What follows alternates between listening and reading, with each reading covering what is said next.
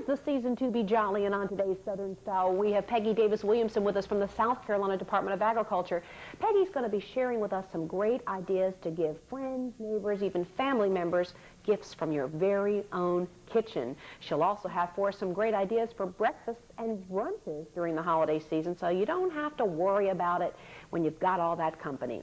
Also, we have on today's show Norma Staten, who's an outstanding artist here in the Myrtle Beach area, and she's here today on behalf of the Waccamaw Arts and Crafts Guild, who will be having their Christmas party tomorrow night, and Norma will tell us about that later on. But meet Norma. It's so nice to have her here because she's a transplant from Alexandria, Virginia. As a matter of fact, she's been living in the Myrtle Beach area for 13 years, and I know that you lived here for a while, you moved back, but you couldn't stand it. You came back to Myrtle Beach. Absolutely. So Absolutely. after you get sand in your shoes, it's hard to get rid of it, huh, Norma? It is indeed, Diane. Norma, you told me that for years you were always interested in drawing. As a matter of fact, I remember from talking to you once before, you were a draftsman, or we should say, draftswoman. Draftswoman, yes.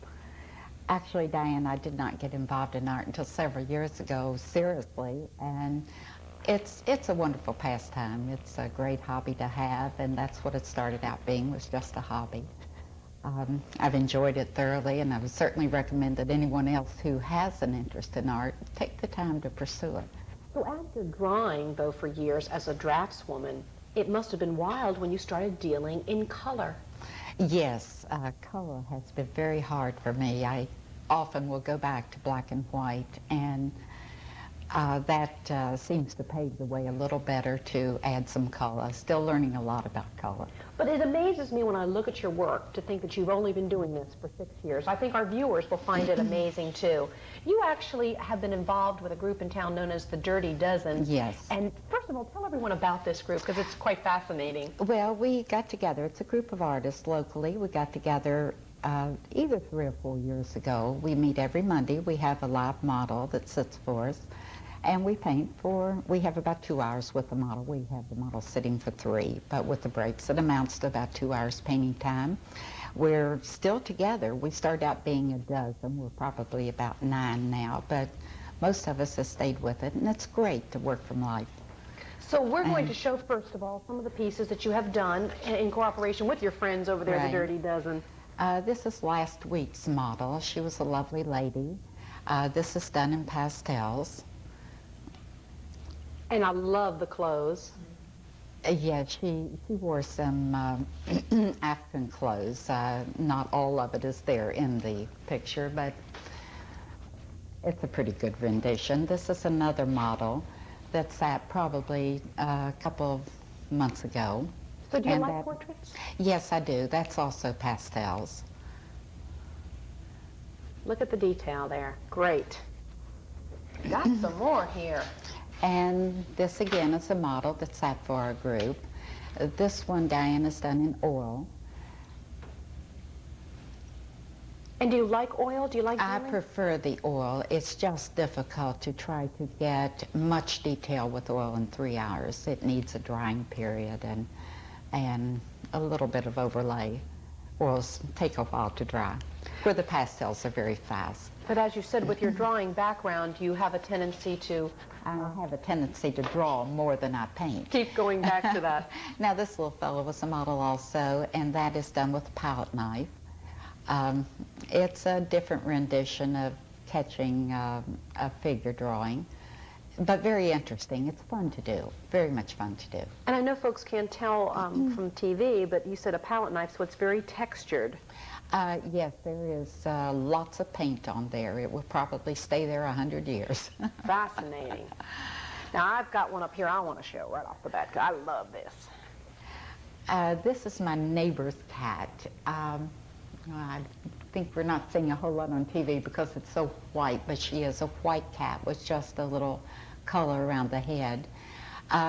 She's a very good cat. She sits for me quite often, but that was done in conjunction with a photograph. So you do sometimes have to, with children and with animals, use a photograph instead of pure life.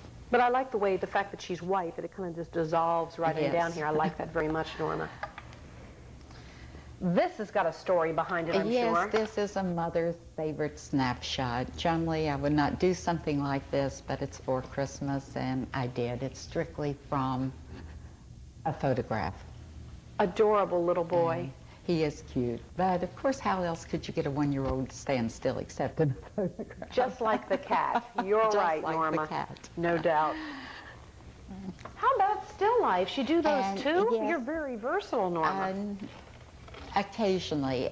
We do, some of my friends come into my studio and paint occasionally, and this was something we had set up. So we all did a rendition of this particular setup. Oh, this is great. And this is oil again. Do you do a lot of work, as you did with the photograph, where someone will call you and say, I would like to have this portrait done, or I would like to have this photograph painted? Is that called consignment work or contract work? What is that called? A commission. Commission. Commission work. No, not too much, Diane. I'm not quite to that stage. I do it for my own enjoyment right now. She's so modest. She's wonderful. You could do anything and get paid big bucks for. Norma, come Okay, on. and this is another, I've brought you several renditions of different techniques used in portraiture. I have also, although I have not done it, seen portraits done in this matter, which is a watercolor base with an overlay of of pastel mixed media. And some of the portraits that various artists have done like that are just beautiful. I'm anxious to try it. I have not as yet. This is wonderful. This is my favorite of all I've seen that you've done so far. I love this. Well, thank you. It's great. And Some more over here. No, oh, we showed we those. have gone through these, They're the Diane. portraits. Now, you are very, I mean, we always find that the artists who come on the show are very modest, but I mean, you have done it all. I mean, you've done still life, you've done portraits, you've done oils. I mean, you do it all so well, Norma. What is it going to take to convince you that you are a wonderful, genuine artist in this community?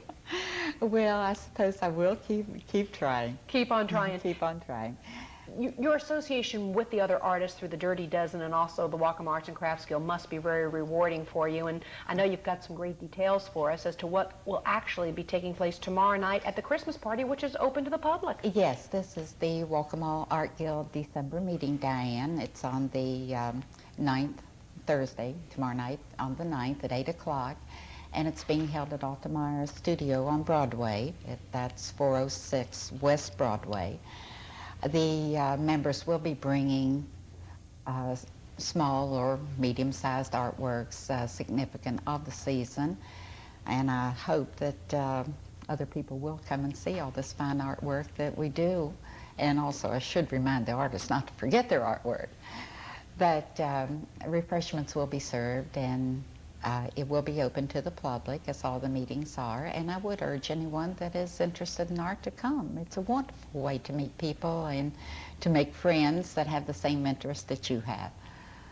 So we look forward to seeing anyone that's listening and has an interest in art.